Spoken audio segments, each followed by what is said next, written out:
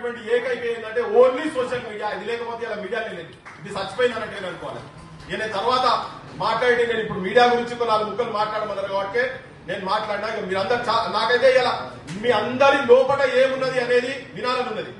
ఇప్పుడు ఎవరు మొన్న జాన్వియా మొన్న లోపడేసింది భాష అసభ్య పదజాలం అని చెప్పని లోపడేసింది. తన్వి ఇంకొకరిని చేసింది. అంటే సోషల్ మీడియా సైడ్ కూడా భాష మీద కంట్రోల్ ఉండాలి. మరి గిట్ల గిట్ల అనుకున్నావు నువ్వు ఎమ్మెల్సీ ఎవరు చేసింది, మరి నువ్వే చేసినావు కదా మీడియా, మరి నువ్వు ఎందుకు కంట్రోల్ చేయలేవు? మరి ఇట్లా అని నిన్నే అన్నోడిని నువ్వు తీసుకుపోయి హౌస్ లో కూర్చోబెట్టావు కదా. నీకెక్కడ సంస్కారం ఆయన? నాకైతే నిన్ను చూస్తుంటే నీ మెడల చెప్పుల దండ. ఆయన పెద్ద నీతివంతుల లెక్క మాట్లాడుతున్నాడు.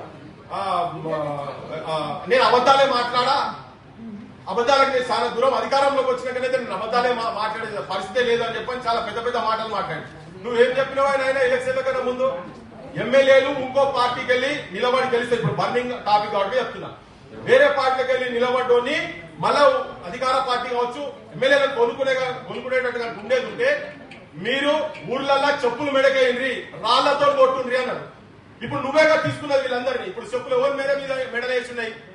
బయట ఉంటే ఒక బొమ్మ పెట్టి మెడ మీద అంటే ఆవేశంతో వాడు అంటున్నా కానీ బయట ఉండదు ఒక ఫోటో పెట్టి అసలు నిజంగా ఈ అంశాన్ని పెట్టి చెప్పులు మెడకే రాని ఊరేగించాల్సిన అవసరం వాళ్ళనే కదా. షేమ్ రేవంత్ రెడ్డి, నువ్వు మాట్లాడేది ఒకటి మాట్లాడుతున్నావు, చెప్పేది ఒకటి చెప్తున్నావు, నువ్వు చేసేది ఒకటి చేస్తున్నావు. ఇంకోటి నీ పాలనలో కూడా నిజం మాట్లాడే వాళ్ళ మీద నువ్వు కూడా కేసులు పెడుతున్నావు. ఇలా ఊర్లల్లో మాట్లాడుతున్నారు. నేను నిన్న మాట్లాడుతున్నా కూడా మొన్న కరీంనగర్ జగిత్యాల దగ్గర మాట్లాడుతుంటే అమ్మా మీకు 4,000 రూపాయలు వస్తున్నాయా, మీకు పెన్షన్ వస్తుందా అడిగితే నోట్లకెళ్ళి ఫస్ట్ మాట ఊర్లలో వాడక భాష నేను చెప్పలేను కానీ ఆ భాష నేను వాటి తిడుతున్నారా? నా తిట్ట కూడా చేసుకో. కాదెవరో రికార్డు చేసిరని పెడితే వాళ్ళు ఏసు కూడా తప్పే వచ్చారు. దానికి జైల్లో పంపించడం అనేది చాలా టూ మచ్. సో నువ్వు కూడా దొరల పాలనే నీది కంటిన్యూ అవుతున్నది. నీ అహంకారం ఫస్ట్ తగ్గించుకో. నువ్వు ముఖ్యమంత్రి అయిన అనగానే నీకేం కొమ్ములు రాలే. నీ అహంకారం ఫస్ట్ తగ్గించుకో. నువ్వు అంతకుముందు ఏమేమి మాట్లాడినావు, నీ మేనిఫెస్టోలలో ఏమేమి పెట్టినావు, జర్నలిస్టులను ఎటువంటి వాళ్ళు జర్నలిస్టులు నీ అవసరం ఉన్నప్పుడేమో వీళ్ళ కడుపులో తలకాయ పెడతావు, వీళ్ళ కాళ్ళు మొక్కుతావు. నువ్వు అధికారంలోకి వచ్చినాక వీళ్ళని మొగుడుతావు. కానీ నిన్ను ఎప్పుడైతే నువ్వు చేసే తప్పుల గురించి మాట్లాడితే వీళ్ళు నీకు శత్రువులు అవుతారా? నీ ద్వంద్వ వైఖరి, నీ అబద్దాల ప్రభుత్వాలు, నీకు వత్తాసు పలికేటోడు మీడియా కావచ్చు, జనానికి కూడా జనం చూసే జనం కూడా ఈ దుర్మార్గ మాటలు, ఈ దుర్మార్గం అబద్దాల మాటలు. ఇంకోటి ఏం చెప్తున్నాడు, దౌడ వలగొట్టాలని చెంబ వలగొట్టాలనిపిస్తుందట. అది ఈయన ఏమనుకుంటున్నాడు అర్థమైతే మైక్ టైసన్ ఆయన అర్క్యులస్ ఏంది అసలు ఈయన తారాసింగా చటా గోసిలేదు నాకు బయట కోసం. మా నగేష్ వచ్చి మీద వాడికి బొడితే అటే పోతాడు ఆయన.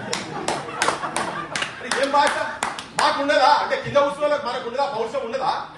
వచ్చి ఇలా జోడ విగలు పెడితే ఊకుంటారా? ఎవడన్నా ఊకుంటారా? ఎవరు ఊకుంటాడా? ఎవరు ఊకోరు. మా ఆడబిడ్డలు ఇద్దరు కలిస్తే ఆటో పడతాడు ఆయన. సో ఇల్లు కూడా కొడతారు మళ్ళా. అరే ఏం భాష నాకు నేనట ఆయనకంటే అవసరం వస్తుంటే కింది మీద కొడుతున్నాడు. ఏం నువ్వు ఒక ముఖ్యమంత్రివా? నువ్వు చిల్లర కానీ ఎవరు నువ్వు? అసలు మాకు అర్థమైతే జనాలా నిన్ను చూస్తున్నటువంటి జనాలా నువ్వు చిల్లర మాటలు మాట్లాడుతున్నావా? ఎవడైనా ముఖ్యమంత్రి ఉండి కిందికి వచ్చి నాకు చెమబీకలు కొట్టాలనిపిస్తారా? అసలు దేని కొడతావా? వాళ్ళు అన్నదేంటిది, చేసింది ఏంటిది? ఓ మా సీన్ కూడా కాలు మీద కాలు వేసుకొని కూర్చున్నాడు. ఎడమకాలను వచ్చింది పైన వేసుకొని కూర్చున్నాడు. కుడికాలకు వస్తే తిరిగి వచ్చాడు. అంటే ఇది అంతేదంటే ఒక అహంకారం ఉంటుంది చూసినావా? ఒక దురహంకారం. అరే నా ముంగట వీడు కాలు మీద కాలు వేసుకొని కూర్చున్నా, నా ముంగట తెల్లంగిలు వేసుకొని కూర్చుంటాడా? అదొక అహంకారం, ఒక పైశాచికం నెత్తి మీద ఉంటుంది కదా. అది తాండవ వాడుతున్నది ముఖ్యమంత్రి రేవంత్ రెడ్డి మీద. బిడ్డ నువ్వన్నీ మానుకోకపోతే చరిత్రలో పతనం అయిపోతావు. ఒక్కడు కన్నేరా చేస్తే కెనడీ అసలు కూడా సర్వనాశనం అయ్యాడు. నీ మీద అట్లా కూడా కన్నేరా చేసేటట్టుగా చూసుకోకు. నువ్వు నీ అన్ని పిచ్చి మాటలు, ఈ హౌలా మాటలు, రోడ్ల మీద తిరిగే మాటలు నువ్వు మాట్లాడుతున్నావు. నువ్వు జర్నలిస్ట్ల గురించి అట్లా మాట్లాడితే నువ్వే ఎక్స్పోజ్ అవుతావు. జనం లోపల రీసర్ అవుతున్నావు నువ్వు రోజు రోజుకు. నీ చిల్లర వ్యవహారాలు, చిల్లర మాటలు, చిల్లర భాష. నువ్వేం చదువుకున్నావు? ఫస్ట్ నీకన్నా ఎక్కువ చదువుకున్నావు. వీళ్ళందరూ యూట్యూబ్ నడుపుతున్నారు ఇక్కడ. నీకన్నా ఎక్కువ చదువుకున్నారు. నువ్వు ఇప్పుడు చదువుకోవాలనుకున్నావు, నువ్వు ఆ చదువు చదవలేవు.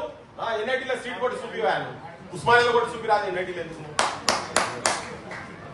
అందుకే ఈ బేపు మాటలు బంద్ చేసేయి, ఈ అవరగాని మాటలు. నేను ఇంత ముందు కూడా ఒకసారి చెప్పినాక బాధ అనిపించింది. ఇప్పుడు మళ్ళీ చెప్తున్నా, ఇప్పుడు బరాబర్ చెప్తున్నా. రోడ్ల మీద గాంజాయి కొట్టుకుంటా, తాగిన సిగరెట్ ఇంకోటి తాగిన ఉంటాడు కదా, మందు కొట్టుకుంటా గంజాయి కొట్టుకుంటా తిరిగేటోళ్ళు ఉంటారు కదా రోడ్ల మీద.